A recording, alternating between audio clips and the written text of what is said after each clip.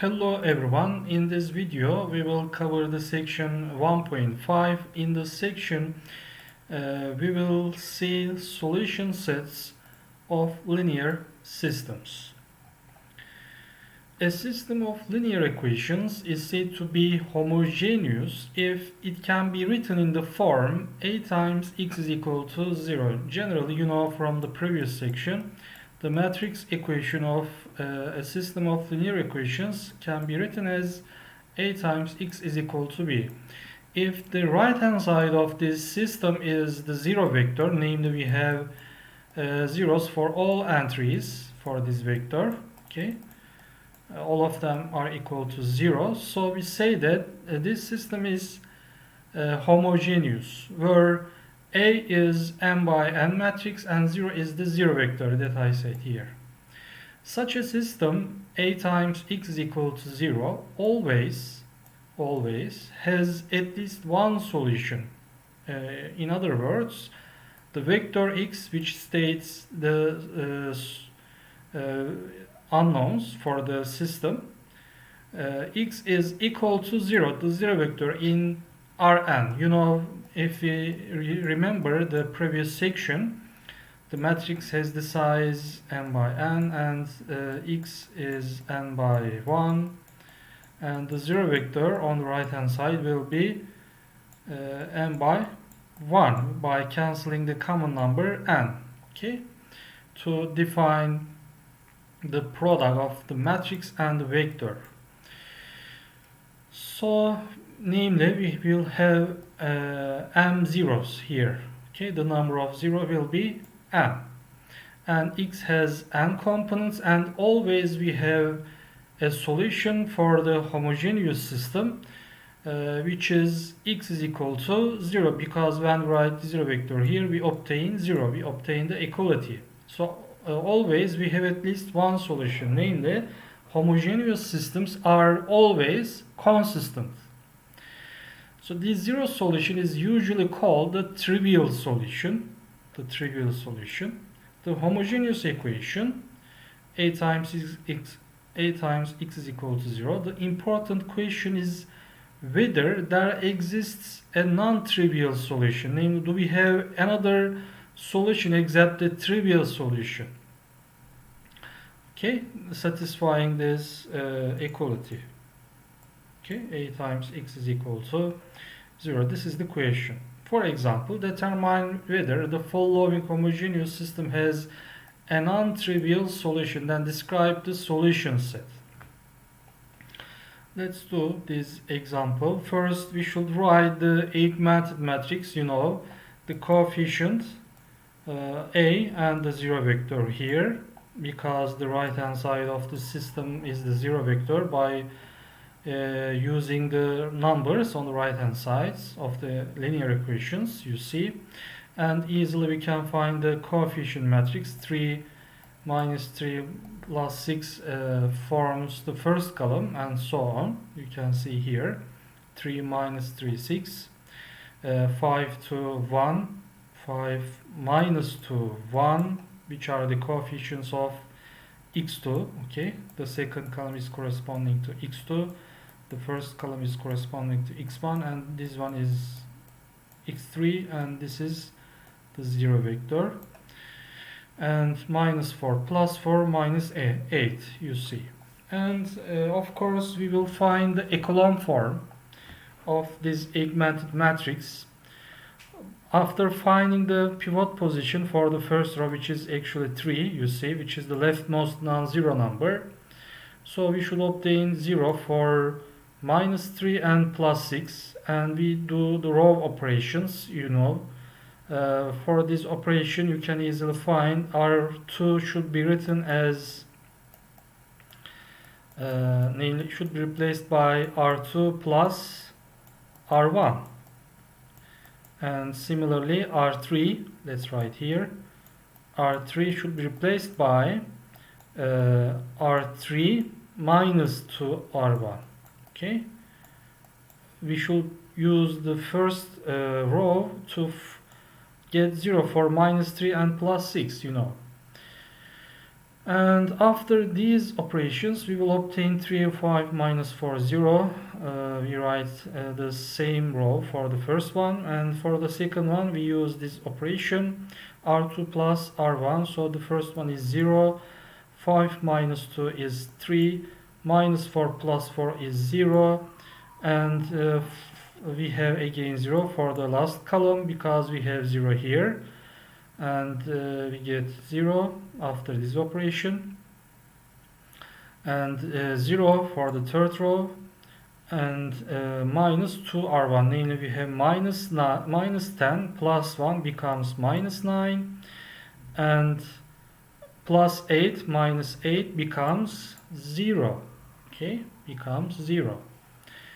And then we should find the second pivot. This is the first pivot position.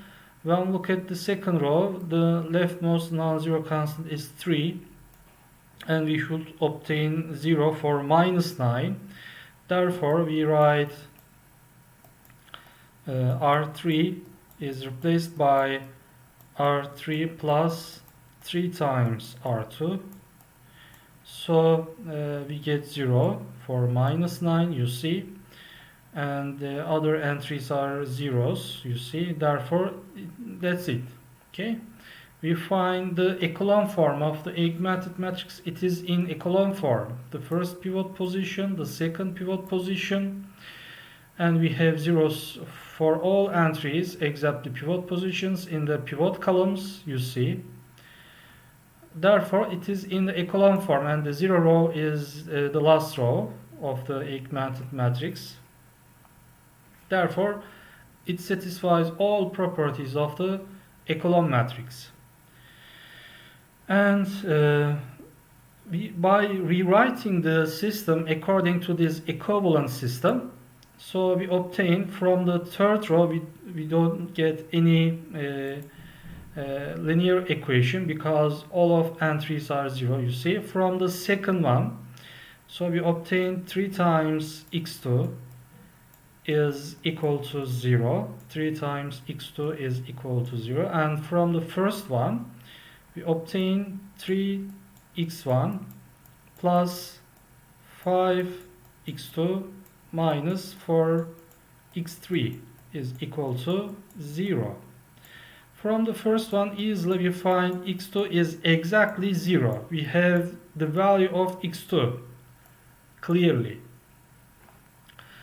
But we don't know any information for the third variable, x3, because we don't have any pivot position here when we consider the coefficient matrix. Okay, and you know, the first column is corresponding to the variable x1, the second column is corresponding to the variable x2, and the third one is corresponding to the variable x3. And when we look at the columns, so we have pivot positions in the first column and second column, but in the third column we don't have any pivot position. So in this case, we say this is very important part for the solution. In this case, we say x3 is a free variable, because we don't have a pivot position in the corresponding column. Free variable. In other words, x3 can be any real number.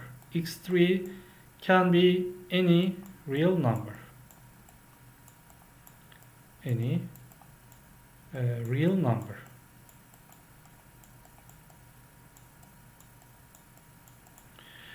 Okay, we can write any real number for x3, and we know x2 is 0.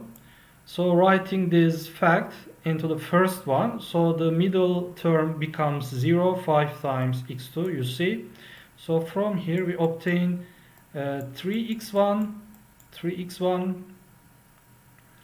minus 4x3 is equal to 0. And from here, now x1 is not a free variable. So to find a solution set for this system, other variables which are not free, will be written in terms of the free variable. Okay, and we know the exact value for x2, so we just write x1 in terms of the free variable using the equation written here. Therefore, x1 is equal to 4 over 3 x3. 4 over 3 x3. Okay. So we know, let's summarize, x1 is 4 over 3 x3 in terms of the free variable, x2 is equal to 0, and x3 is free variable.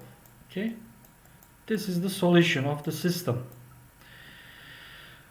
So the solution, you know, is stated in matrix notation: x1, x2, and x3. Okay, and you see here x1, x2, x3.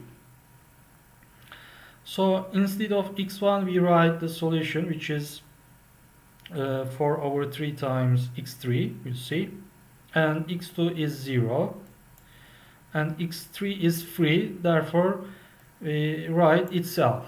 Okay, and then we take x3 in the matrix notation as a scalar. You see x3, 4 over 3, 0, 1, 4 over 3, 0, 1. So the solution becomes x3 times v, and v has the components 4 over 3, 0, 1. The solution of the system becomes x3 times some vector. Okay, we have a scalar product here. So 4 over 3, 0, 1 are the columns of the vector v. So here x3 is factored out of the expression for the general solution vector. This shows that every solution of the homogeneous system in this case is a scalar multiple of the vector v. So the trivial solution is obtained by choosing x3 is 0.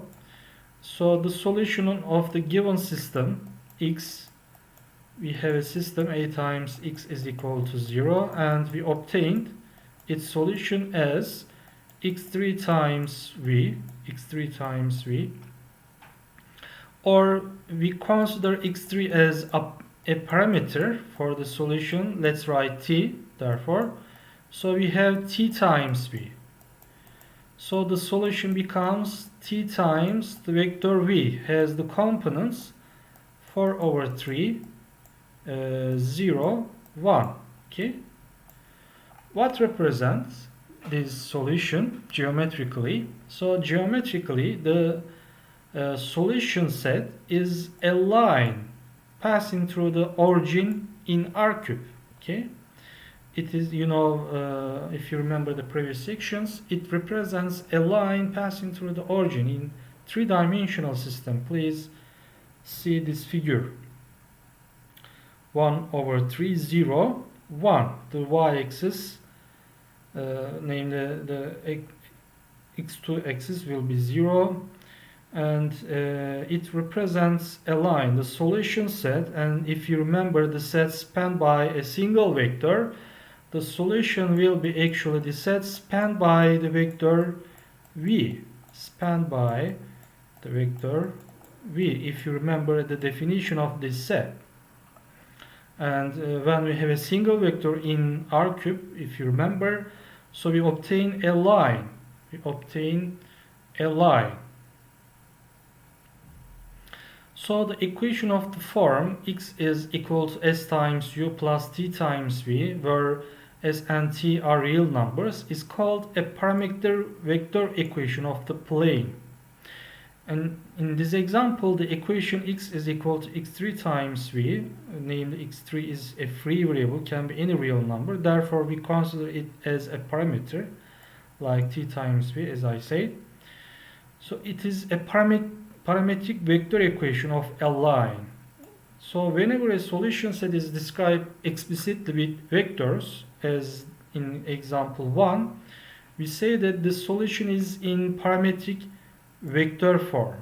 Parametric vector form, because we can state the solution of the homogeneous system in this form, t times v. Just by writing a number for the parameter t, we obtain solutions. So we have infinitely many solutions. Therefore, the solution set, which is written as bigger C, is the set spanned by the vector v. Okay, and it is a line. It is a line through origin.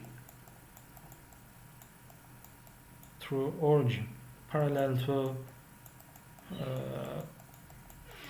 v, or in the direction of v. So when a non-homogeneous linear system has many solutions, the general solution can be written in parametric vector form as one vector plus an arbitrary linear combination of vectors that satisfy the corresponding homogeneous system. Let's see this fact in an example. So describe all solutions. Describe all solutions of A times x is equal to b, where the coefficient matrix will be this one and b has the components 7 minus 1 minus 4. 7 minus 1 minus 4. Okay, let's do this example. Let's write again here. So we have a system Ax is equal to b. This is a non-homogeneous system because A is the coefficient matrix 3 minus 3 6, 5 minus 2 1, minus 4 plus 4 minus 8. B has the entries 7 minus 1 minus 4. So the augmented matrix of the system will be, actually 3 minus 3 6, 5 minus 2 1, minus 4 plus 4 minus 8, and the last column is the vector b, 7 minus 1 minus 4.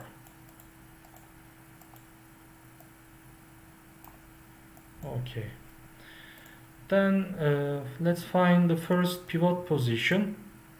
The number 3 in the first row is the first pivot position, which is the leftmost non-zero entry here. And we should obtain 0 for minus 3 and plus 6. Actually, we have the same coefficient matrix as the example one, but the right hand side is different, you see. Therefore, similarly, you can do yourselves. Directly, I will write the echelon form, okay, of this coefficient matrix 3 0. After necessary row operations, you can obtain 3 0 0, 5 3 0, minus 4 0 0, okay, 7 6 0.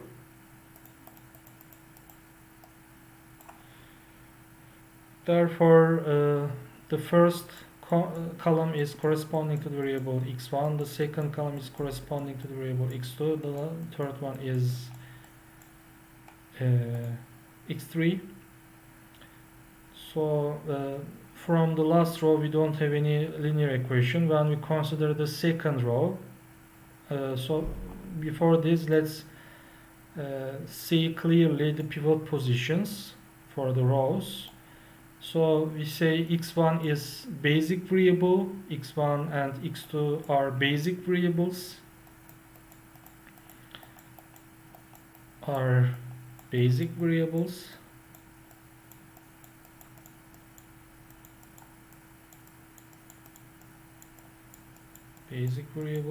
and x3 x3 is a free variable because we don't have a pivot position for the third column.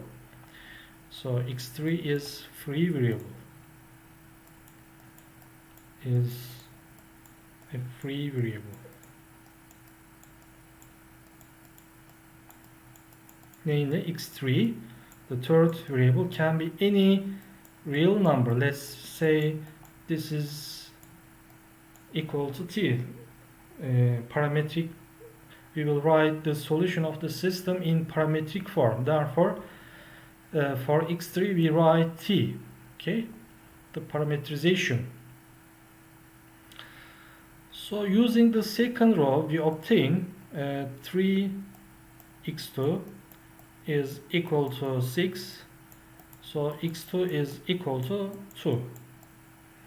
And from the first row we get 3x1, and we know x2 is equal to 2. 2 times 5 becomes 10, minus 4x3, which is t, is equal to 7. Okay, and from here 3x1 is equal to minus 3 plus 4 times t, which means that x1 is equal to 4 over 3 times t minus 1. Okay, and the solution of the non-homogeneous system will be, you know, x1, x2, x3, x1, x2, x3. So it is equal to x1 is 4 over 3 times t minus 1, x2 is 2, and x3 is the parameter t. Okay, and this one can be rewritten to see clearly in parametric vector form. So we take the numbers which are terms without t, which numbers are terms without t in this column. So we have minus 1 for the first entry, we have 2, and we don't have anything here, so we consider the number 0 as plus 0. Okay, plus 0. Namely, we look for numbers without t. Okay, and from here we have minus 1, okay, 2 and 0, plus, namely we state this result as addition of two vectors. The second one is obtained by using the remaining terms, 4 over 3 times t, and here we don't have any term with t, therefore we write 0 here, and we write the third entry itself here. Okay, when we apply the addition, so we obtain this one. You can see easily, and then we write this result as minus 1 to 0, plus we write the parameter t as a scalar for this vector, t times 4 over 3, 0, 1. So you see we have another vector here, let's say p, okay, the vector p,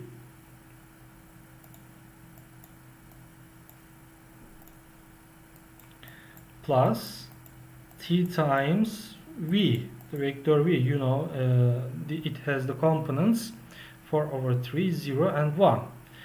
So the solution of this non-homogeneous system is written in the parametric vector form as p plus t times the vector v. What is this representation geometrically? You know, if you remember from calculus 2, it is the line again, a line through the point P in the direction or parallel to the vector V, in the direction of the vector V, okay, in three-dimensional coordinate system. If you remember, this is the three-dimensional coordinate system, x-axis, y-axis, z-axis, if you remember. So when we take a line here, and considering, let's sketch again here. This is the line in three-dimensional coordinate system, and let's say this is the origin, okay, and the point P is actually corresponding to a vector by considering its initial point as the zero vector. Therefore, after finding the point P here and combining with the origin, so we obtain actually a vector whose initial point is the origin and the terminal point is the point P. Namely, every point in three-dimensional coordinate system also represents a vector like this one. And the other points on the line can be obtained by writing any number for the parameter t. For example, P plus vector V, and the line should be in the direction of V. Therefore, it can be like this one. If we write, this is the vector V, okay, which lies on the line. So P plus V becomes this one, and it is corresponding to point here, P plus V, P plus V, okay. Actually, we did this in calculus 2, if you remember. This is the line, and this is the origin, and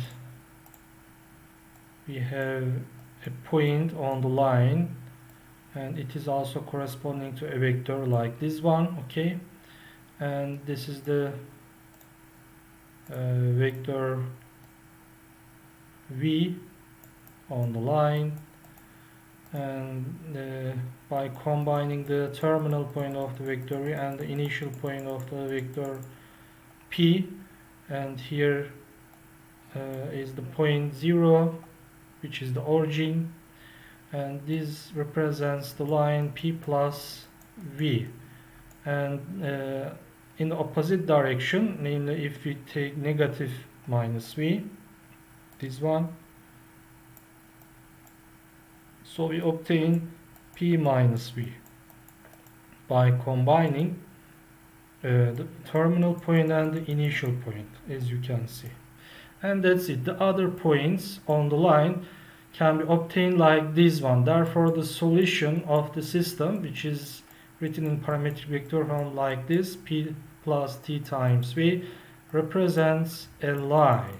Okay, this is the parametric vector form of the solution in R cube.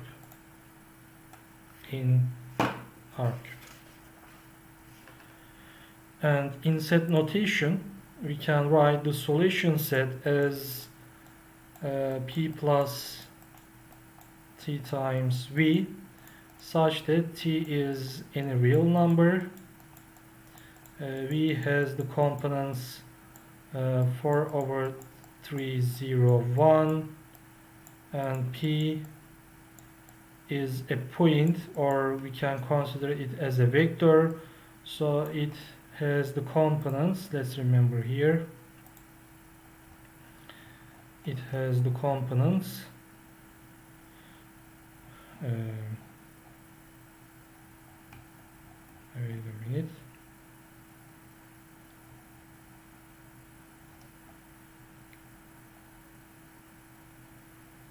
-1 to 0, -1 to 0, minus 1, 2, 0.